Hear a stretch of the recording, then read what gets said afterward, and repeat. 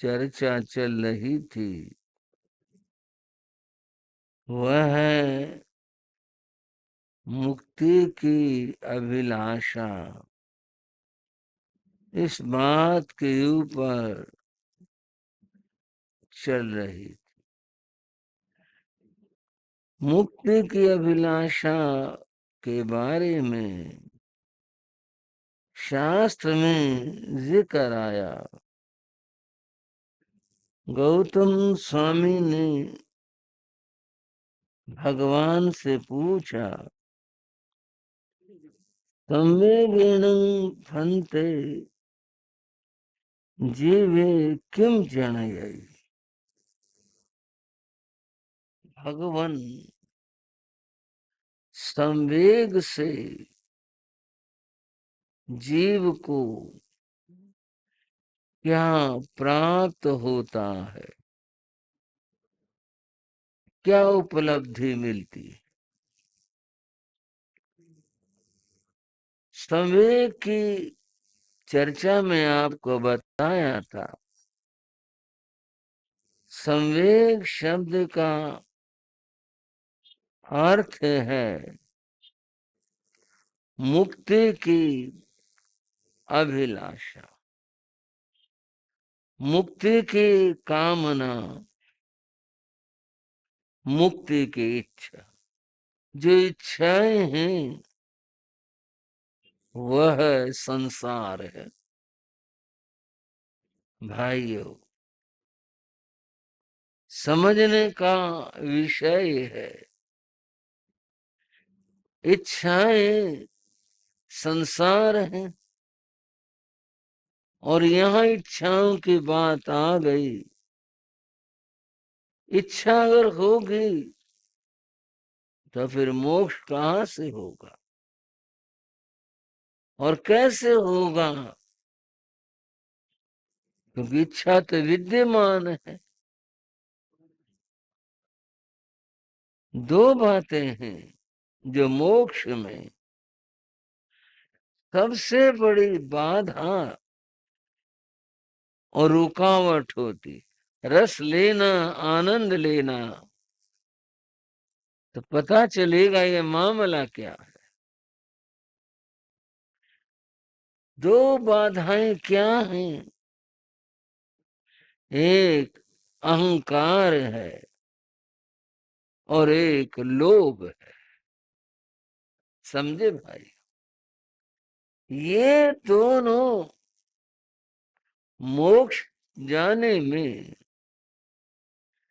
सबसे बड़ी बाधा है। हाँ, पूछ सकते हैं। क्रोध भी है और माया छल कपट भी है, फिर चारों कषाय हैं। ये बात ठीक है, पर यहाँ जानने की बात ये है, चार कषायों में दो कषाय प्रधान होते हैं और दो कषाय गौण होते हैं। मान यानी अहंकार और लोभ यानी इच्छा, ये प्रधान है। क्रोध और छल ये गौण है। क्रोध तो बहुत बुरा तो है, लेकिन शांत भी हो जाता है। लंबे समय तक पड़ा भी रहता, फिर भी शांत हो जाता। अहंकार ज्यादा बड़ा है, लोभ ज्यादा बड़ा है। और अगर सच जाना जाए तो ये है, अहंकार के कारण से क्रोध उत्पन्न होता। किसके कारण से भाई? अहंकार के कारण से। किसी आदमी के अहम को अगर थोड़ी सी भी ठेस लगती है, चोट लगती है, थोड़ी सी भी, उसका अहंकार प्रभावित होता है तो व्यक्ति को क्रोध आता, तत्काल क्रोध आता। अगर अहंकार का पोषण होता रहे तो क्रोध नहीं आएगा। अहंकार के कारण से क्रोध आता है। हमारी बात नहीं सुनी गई, मेरी बात नहीं मानी गई, मैं ऐसे था, मैं ये कह रहा था, मैंने आवाज दी थी और इसने सुनी नहीं। ये क्रोध की बात है। बंधुओं, संक्षेप में बात समझ लें। अहंकार बना रहता है जीव। अहंकार क्या? बस मैं हूं, सब कुछ मेरी सत्ता, मेरी बात, मेरी संपदा, और शास्त्र में 8 प्रकार की बात बताई वो सब। तो ये अहंकार है। दूसरी बात लोभ की है। लोभ कितना सूक्ष्म है, लोभ की बात कितनी बारीक है। जितनी इच्छाएं, तृष्णाएं, कामनाएं हैं, ये सब लोभ के कारण से आती है। इनका मूल लोभ है।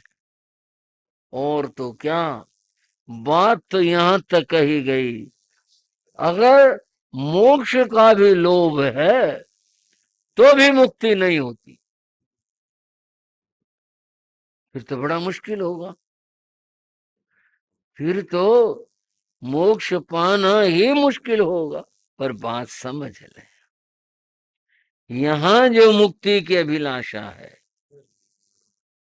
ये अभिलाषा की बात प्रशस्त अभिलाषा की बात है। प्रशस्त कहते हैं अच्छे को। एक निकृष्ट बुरा होता है और एक अच्छा होता है। संसार की इच्छाएं अगर व्यक्ति के मंद हो जाएं, छूट जाएं और मुक्ति के अभिलाषा हो जाए, तो संसार के जो बंधन हैं वे टूटने शुरू हो जाते हैं। और अंत में आकर के जो मुक्ति की अभिलाषा है, वह अभिलाषा न रह करके पुरुषार्थ में बदल जाती है। अतएव मुक्ति की अभिलाषा करना, होना बुरा नहीं है, बाधा नहीं है, वह पुरुषार्थ में परिणत होती है। मूल बात के ऊपर आते हैं जिसकी मैं चर्चा कर रहा था कि संवेग का मतलब है व्यक्ति में मुक्ति की अभिलाषा होना। अभिलाषा होगी तो व्यक्ति कुछ पुरुषार्थ करेगा, अन्यथा कुछ पुरुषार्थ नहीं करेगा। अब मैं और इस बात की चर्चा कर रहा हूं, इस मुक्ति के अभिलाषा की बात कर रहा हूं। यह जो मुक्ति के अभिलाषा, इससे क्या होता है? संवेगेण अणुतरंग धम्म श्रद्धं जनेगी। उसकी धर्म श्रद्धा, धर्म पुरुषार्थ जिसमें मुक्ति के अभिलाषा हो और बढ़ जाते। अभिलाषा नहीं होगी तो वह पुरुषार्थ नहीं कर पाएगा। एक बार बड़े आनंद की और विचित्र बात हुई। बात यह हुई, एक व्यक्ति परमात्मा को पाने की बात सोचा करता कि परमात्मा मिले, परमात्मा को प्राप्त करूं। वो बहुत जगह गया, बहुत जगह पूछा, उसका समाधान नहीं हुआ। एक बार उसके नगर के बाहर कोई महात्मा आए, ज्ञानी महात्मा थे। उसने सुना तो मन में सोचा, चलो बहुत ज्ञानी महात्मा हैं, चलो चलते हैं, उनसे पूछते हैं, उनको सुनते हैं क्या कहते हैं। वह व्यक्ति उन महात्मा के पास गया। वहां गया तो भीड़ इतनी थी, उसका नंबर ही नहीं आया। वो बैठा रहा, लोग आते रहे, लोग आते रहे, अपनी बात अपनी चर्चा करते रहे। महात्मा उन्हें उत्तर देता रहा। शाम हो गई, शाम हुई, लोगों का आना बंद हुआ। महात्मा ने उस व्यक्ति से पूछा, कहो भाई, तुम बैठे हो इतने देर से, चुपचाप बैठे हो, कोई अपने मन की बात? बोला जी, मैं तो अपने मन में कुछ बात लेकर आया था और मैंने पूछनी थी, पर मैं तो दूसरी बात पूछूंगा। भाई, जो तुम्हारे मन में वो पूछो, क्या पूछोगे? वो बोला जी, अब मैं आपसे ये पूछना चाहता हूं, ये जितने व्यक्ति आए मैंने देखा आपके पास में, सैकड़ों, उससे भी कहीं ज्यादा और कहीं ज्यादा, क्या ये सारे आदमी मुक्ति को पालेंगे? क्या ये सारे परमात्मा को प्राप्त कर लेंगे? इतने सारे लोग जो आपके पास में आए, क्या ये मोक्ष चले जाएंगे? महात्मा ने सुना। महात्मा कहने लगे, भाई तुम्हारे इस प्रश्न का उत्तर मैं आज नहीं कल दूंगा। कल आना, और कल सुबह में ही आ जाना, समय लेकर आना। कल मैं तुम्हारे को इस बात का उत्तर दूंगा। वो व्यक्ति चला गया। दूसरे दिन वो आया, जल्दी आया, बैठ गया। लोग आने शुरू हुए। आज भी भीड़ खूब बनी थी, लोग आते रहे, खूब आते रहे। शाम हो गई, उसका नंबर ही नहीं आया, बैठा रहा। जिस शाम को सब लोग जा चुके, महात्मा ने उससे पूछा, कहो भाई, कुछ समझ में आई? बोला जी, समझ में तो तब आए जब आपने कुछ समझाया हो। मैं तो सुबह से बैठा हूँ, चुपचाप बैठा हूँ, मेरी तो बात ही नहीं हुई। महात्मा पढ़े। बोले, अभी भी नहीं समझे? बोला जी, आपने बताया नहीं, आपने समझाया नहीं। बोले, एक बात बताओ, ये जितने आदमी आए तुमने सुना ये क्या बात कर रहे थे? बोले, हाँ कुछ तो सुनता रहा, मैं सुन रहा था। बोले, क्या बात थी? बोले, सब अपने दुख लेकर आए। किसी ने अपने काम काज की बात बताई, किसी ने परिवार की बात बताई, किसी ने स्वास्थ्य की बात कही, किसी ने और तरह तरह के झगड़े, कुछ बातें, भाई कृपा कर दो, ये ठीक हो जाए, ये ठीक हो जाए, ये ठीक हो जाए, ये बातें कर रहे थे। महात्मा ने कहा, इनमें से किसी आदमी ने ये भी कहा कि महात्मा जी, परमात्मा कैसे मिलेंगे, मुक्ति कैसे प्राप्त होगी?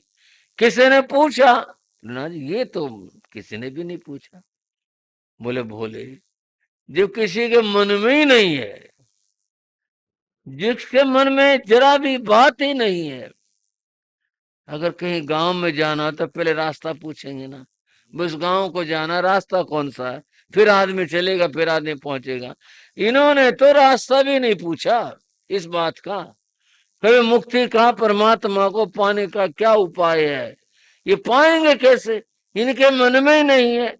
भाई, पहले मन में होती है, मैं परमात्मा को प्राप्त करूं, मैं मुक्ति को प्राप्त करूं। इनके मन में संसार बसा है, संसार की इच्छा है, संसार की कामना है, यही लेकर आए, और मुक्ति कैसे प्राप्त हो? मुक्ति पाने को और परमात्मा को पाने को अगर किसी का भाव है, तो पहले मन के अंदर ये इच्छा होगी, मैं परमात्मा को प्राप्त करूं, मैं मुक्ति को प्राप्त करूं। ये भाव होगा तभी जाकर के व्यक्ति परमात्मा को पा सकेगा, अन्यथा कैसे पाएगा। मैं यहाँ चर्चा कर रहा था महावीर भगवान और गौतम स्वामी के संवाद की।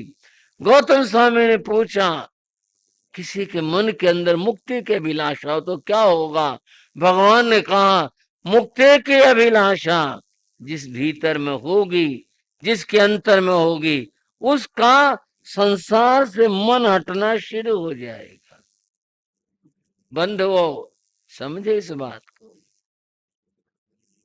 मुक्ति की अभिलाषा है, मन में है, तो ये संसार के प्रति इच्छाएं हैं वो घटनी कम हो जाएगी। और अगर बुरा ना मानो, आज इच्छाएं घट रही हैं कि बढ़ रही हैं। धर्म के पास आकर भी इच्छाएं और बढ़ती जाती, और बढ़ती जाती, घटने की बजाय। मुक्ति की अभिलाषा हो तो संसार की इच्छाएं घटे, और यहाँ तक अभिलाषा नहीं, व्यवहार में तो कह देते हैं लोग, लेकिन यथार्थ में नहीं है। अगर मुक्ति की अभिलाषा हो तो व्यक्ति के भीतर से संसार की जो इच्छाएं हैं वो घटनी शुरू हो जाए।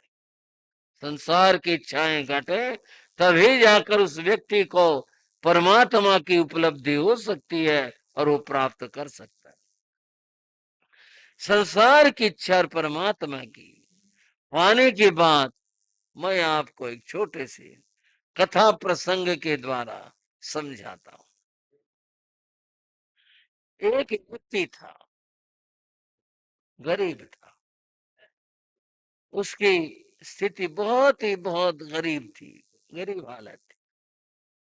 अब गरीब आदमी तो हमेशा धन की बात सोचता है, किसी तरह कहीं धन प्राप्त हो जाए।